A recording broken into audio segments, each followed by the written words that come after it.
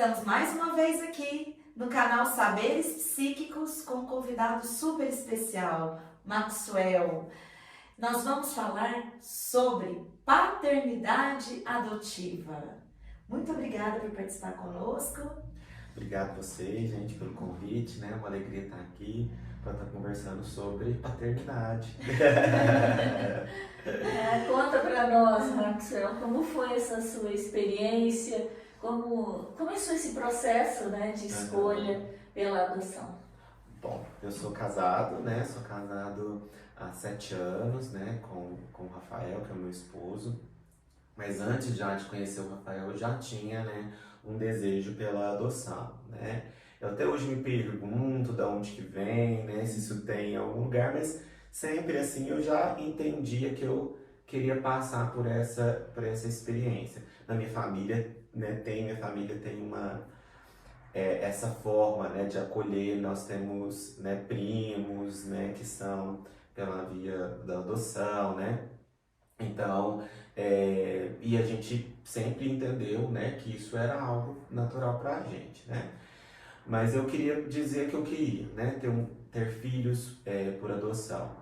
Em 2015 eu entrei, né, eu fiquei sabendo, né, que existia um grupo de apoio, né, teve um evento que foi Corrida da Adoção. Nessa época estava na segunda edição, eu fui nessa corrida, conheci algumas famílias e eu fiquei encantado, né? E comecei a participar, né, do grupo de apoio para entender melhor desse universo, né? E eu cada vez mais ficava apaixonado, né, entendendo que era isso. Eu ainda, naquele momento, em 2015, eu não queria adotar naquela época, né? Eu queria saber desse universo, me preparar para em algum momento, né? No final de 2015 eu conheci o meu atual esposo hoje, né? E aí a gente conversava sobre esse desejo, né? Que não era um desejo dele, não pela adoção, não era um desejo dele paternar, né? Eu nunca tinha parado para pensar nisso. Então eu precisava também respeitar esse tempo, né, e tal. Então nós participamos do grupo de apoio 2 anos, né? Aí nós casamos, né? E depois que nós casamos, a gente entrou com um processo para adoção, que já estávamos mais amadurecidos nesse desejo aí, né? E aí passamos pelo processo da adoção, né, natural, aí, com os processos judiciais, as avaliações, né, até a chegada do nosso filho. E essa gestação durou quanto tempo até o seu filho estar com vocês? A gestação, desde do momento em que nós entramos com a documentação até a chegada dele, durou 2 anos e meio. Que é um período que às vezes as pessoas entendem que é longo, mas para nós, a gente entende que foi um período que foi suficiente para nós, né, na nossa preparação, né, e tudo. Então, se for contar desde o começo do grupo de apoio até a chegada dele, foram 4 anos e meio aí de preparação, né, para essa gestação, né, porque hoje a gente continua aprendendo a ser pai todos os dias. Né? Até porque não existe receita, né? Não existe. Não existe receita. Então esse preparo é importante e o desejo Sim. é importante, né? Com Porque para certeza. você estar disposto a ser pai, a ser mãe, né? É fundamental. E é interessante o fato de você dizer que vocês primeiro foram até o grupo, Sim. procuraram entender se realmente era esse o desejo. Eu acredito isso como um ato de muita responsabilidade. Né? Eu vejo como um ato de muita responsabilidade porque realmente vocês não foram pelo ímpeto, né? Vocês foram se preparar, entender se realmente era isso que vocês queriam. Sim. Né? Muito interessante, muito legal isso. Uma coisa gostosa na adoção é que a adoção não é por acidente, né? Como às vezes a gestação são, né? A adoção é um ato de escolha, né? É um ato de escolha. É um ato de escolha. E é interessante essa escolha que você, conversando anteriormente, né? Essa escolha não é só do pai e da mãe, né? Ou dos pais, ou das mães, enfim. Não foi só de vocês dois. Exato, né?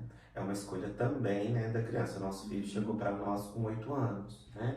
Então ele também teve, né, a possibilidade de nos conhecer, né? Nós tivemos o primeiro contato e aí ele foi, né, preparado, conversado, né? Naquele momento, né, já no segundo encontro, né, onde nós fomos perguntados, né, e aí vocês querem continuar, né, que é no estágio de convivência, né? Porque o primeiro encontro é pra gente se ver, pra gente se olhar, né? Então a criança ali naquele momento ela não tá indo, olha, você vai lá conhecer os seus futuros pais. Não, nós vamos ali, né, ter um encontro. E geralmente esse encontro, no nosso caso, aconteceu na vara da infância, né, numa brinquedoteca, né, e tal. E aí ele foi indagado, sabe aquele casal, né? Eles estão querendo ter um filho, né? E aí eu achei bonitinho que ele disse se eu posso ser filho deles, né? Então, assim, há uma escolha também quando a criança está maior, né? Esse processo de incorporar, né, a criança ali, né? Nessa escolha de ter uma família, né? E isso é muito importante. É fundamental, eu acredito, tanto para os pais quanto para a criança mesmo, né? De entender que ele não é o coadjuvante, ou foi escolhido, Sim. né? Sem ter uma opção. Não, ali ele foi, né, o principal ali, né? O ator principal, vamos dizer assim, não, eu quero ser adotado. E ele se posicionar dessa forma, né? Sim. Eu quero ser adotado por eles, eu também escolho essa família. Sim. Muito interessante. E a sensação disso tudo, como que é? Explique para nós. Como é a paternagem hoje? Como que você fala que tem sido essa experiência? Tem uma música de um rapaz que ele até adotou também. Ele chama Lucas Vidal, Lucas com K. Chama Montanha Russa. É uma montanha russa de emoções, né? Assim, é algo que nos leva a emoções assim muito felizes e também muitas vezes a emoções muito desafiadoras, né? Porque pela própria paternidade mesmo, né? Assim, esse doar, né? Nós tivemos no dia 24, né? Pertinho do Dia Nacional da Adoção, é o dia de comemoração da nossa família. Então aí a gente tem uma tradição, o dia é o lugar que a gente se encontrou pela primeira vez, leva o bolinho, come, canta parabéns, né?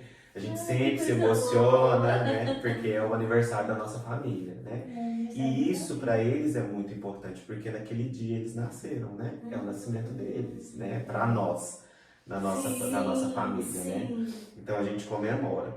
E aí a gente estava conversando, né? E eu dizendo para ele assim, filho, você sabe o que significa amor, né?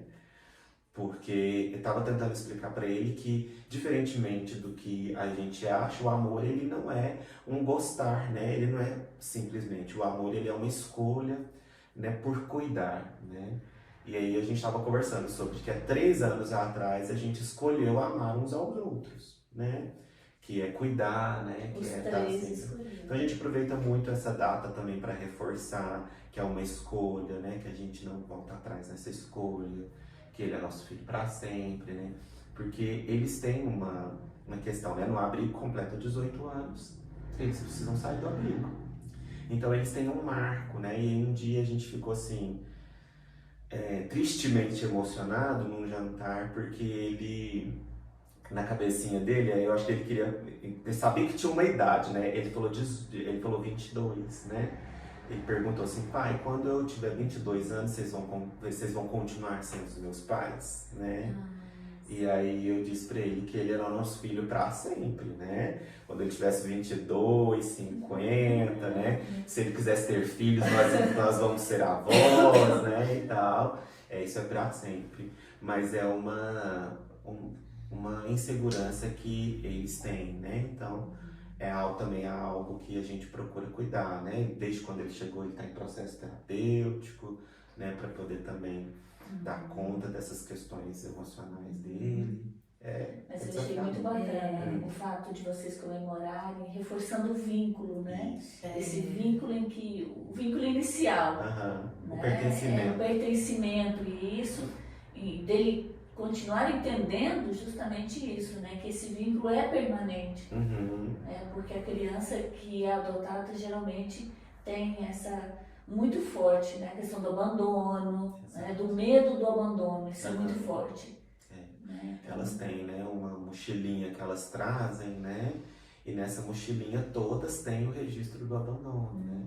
Tem algo que a gente fala, eu não sei qual é o autor, eu não sei se é o Winnicott. O Winnicott, ele estudou sobre as crianças órfãs da guerra. Então a gente pega muito o Winnicott como base, mas eu acho que não foi ele. Falando sobre o quão é nocivo, né, o trauma da negligência, né? Esse autor, ele fala que o trauma da negligência, ele costuma ser mais impactante até do que o abuso sexual, né? olha só, nossa. Então, assim, todas essas crianças, elas foram negligenciadas, né? Então, o trauma do abandono e da negligência, né, elas passaram por isso. Então, assim, é algo que a gente também está o tempo todo tendo que reforçar, né? Que está ali. Então, a gente tem uma rotina, a gente procura seguir os combinados, né?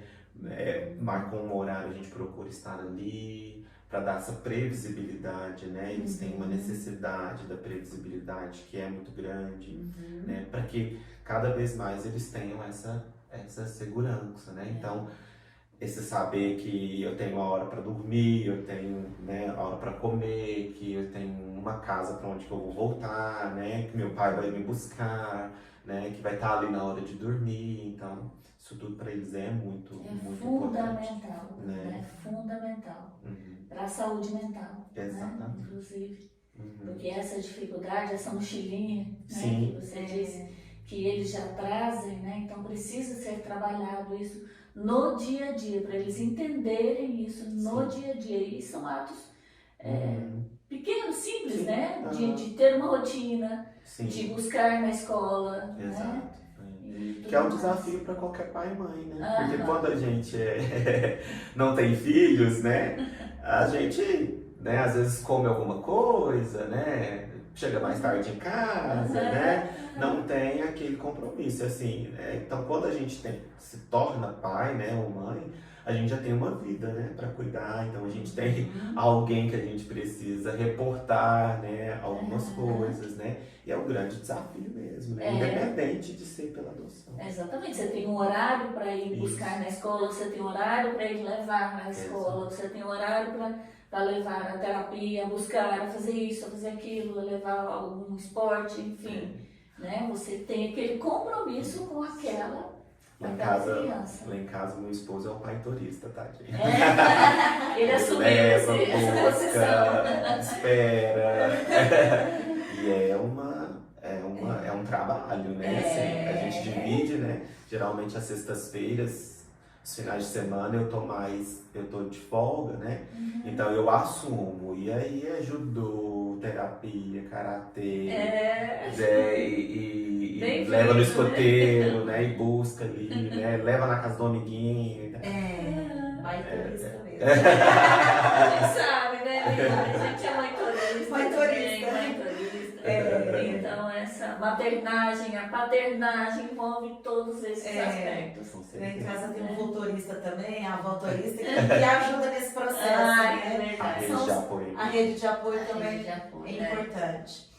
E falando em papéis, né? Uma vez eu vi uma fala de um juiz que ele ele tem 2 filhos que vieram por meios naturais, né? Biológicos, e 2 filhos adotivos. E as pessoas o encontravam, inclusive ele veio dar uma palestra aqui em Uberaba há muito tempo. As pessoas o encontravam e perguntavam: esse é seu filho adotivo? Esse é seu filho biológico? Eu gostaria que você falasse um pouquinho disso, dessa linguagem, né? Porque lógico que o nosso tema é adoção, você veio falar um pouquinho da sua experiência, então eu gostaria que você falasse um pouquinho desse desconforto, de quando chegam a você e perguntam, se chega a perguntar dessa forma. Olivia, e isso fica muito mais gritante quando as adoções são adoções interraciais. Né? Que aí as pessoas, né, os pais brancos com uma criança negra, né? Que aí vai ter, aí a questão da caridade cresce muito. Ou às vezes quando são pais negros com criança branca, e às vezes assim, as pessoas escutam do tipo achando que a mãe é a babá, né? Coisas terríveis, né? As pessoas se sentem muito confortáveis, né, em adentrar nisso. E a gente fala, né, no grupo de apoio que filho é filho, ponto, né? Ah, seu filho adotivo? Não, meu filho, né? Não precisa ter essa nomenclatura, né, de filho adotivo ou não, né? Então, muitas vezes, né, a gente fala que a gente não tá aqui no mundo para ficar corrigindo as pessoas, então às vezes se a situação cabe uma sensibilização, a gente faz, às vezes a gente, né, ignora, né? Mas é porque é filho, né? Assim. E aí, o mais importante a gente fala assim, ó, a gente não vai ficar brigando com o mundo. Então a gente trabalha sempre para nos fortalecermos enquanto família, fortalecermos em casa. Olha, você vai encontrar pessoas que vão ter esse tipo de fala, mas para nós, né, não tem essa diferença, né? Então tem toda essa questão, até mesmo para equipar, né, os nossos filhos, fortalecê-los para eles enfrentarem, né? Então, por exemplo, o nosso filho ele tem um albinho que conta a história dele, né? Então tem fotinha dele bebê, mesmo que ele não veio para nós bebê, tem fotinha dele bebê e tal. Eu ontem estava falando, tá, eu vou levar o meu álbum para a escola para mostrar para os meus amigos, tudo bem? Porque a gente entende que a adoção é só uma via, só uma forma de se tornar família. Não é algo que tem que ser escondido, que não tem que ser falado, que é vergonhoso. Então, a adoção em casa é uma coisa que a gente conversa naturalmente, né? Conversa sobre a família de origem, porque tem uma família de origem, né? Isso não tem que ser escondido, né? E não falado. Que é uma das coisas também que a gente trabalha no grupo de apoio, porque a gente sabe que nem toda família por adoção vai lidar muito bem com essas questões, né? Que também precisa buscar ajuda terapêutica para lidar com isso, porque essa criança tem uma história.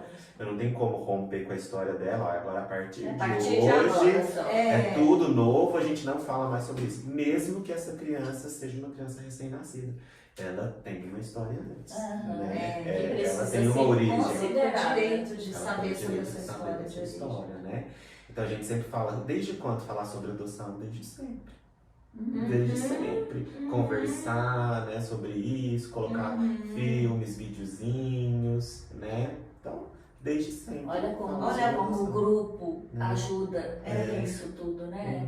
Você ter um grupo de apoio que realmente tem esse preparo, né? Porque eu fico até preocupada, imagine pais que não têm esse preparo, né?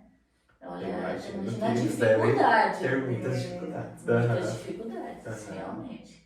E muitas vezes, talvez por esse motivo, a adoção não dê certo. Exato. Né? O que é um novo trauma, né? Para as crianças, a gente fala que não existe a nomenclatura da evolução. Principalmente se a adoção já foi concretizada, né? Isso é um abandono. Você abandonou seu filho, porque ele é seu filho, né? É seu filho, pronto. Né? Ele é seu filho. Você não devolveu, você abandonou né? Aquela criança. Infelizmente acontece, né? Aqui em Uberaba nós não temos, graças a Deus, né?